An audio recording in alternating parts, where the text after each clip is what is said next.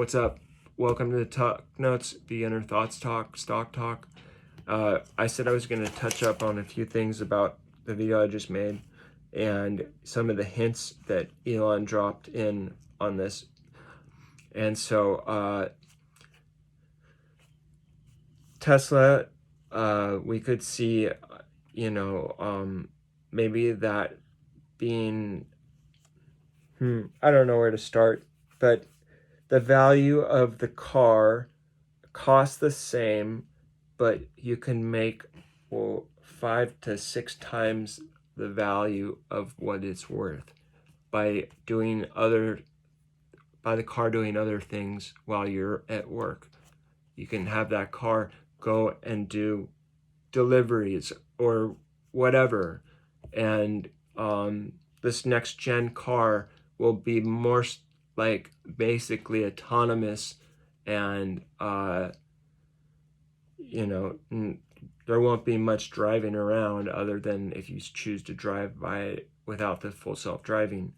Other thing I wanted to share was there was a number that he said was 253 users in Twitter, and that's probably billions of or millions of users in Twitter.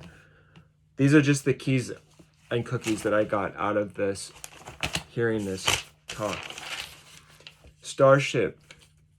So basically, there's something that I've heard from some very bright, one very bright person. I'm not going to say their name, but Starship, in my opinion, on their first launch, it's going to launch into the air or up into orbit possibly, and then it's going to go and crash into the ocean. There's a 50% chance of it making it. But I believe that if we're in a bear market and we might see a spike of, say Tesla is at 200 and it goes 5 times its value. It goes up to 1,000. Starship launches and it goes up into orbit. Then it comes back down and it crashes into the ocean. That would be like watching Tesla stock shoot up into the sky and then crash back down to the price it was at or below that. And so I think this is something we might see in terms of the way the bear market of Tesla stock will be going down. And then the next possible or potential like buy would be watching Tesla stock go from first it goes from 100 to 1,000, and then it goes down to like 50 to 500 or a little bit more than that, and then it goes from 25 to 50. These are rough numbers that as my opinion, take it with a grain of salt. And then possibly Tesla stock, $11 a share, going up to $40 or $60 or $55 a share. And then I gave 4 different examples of it going up and down and ways you can profit off of this by swing trading it, and then it possibly becoming cheaper than $10 a stock and going through a time of, basically acquiring a lot of shares and not seeing much movement until the whole world has bought shares of Tesla stock and it starts going up again. But he talked about this.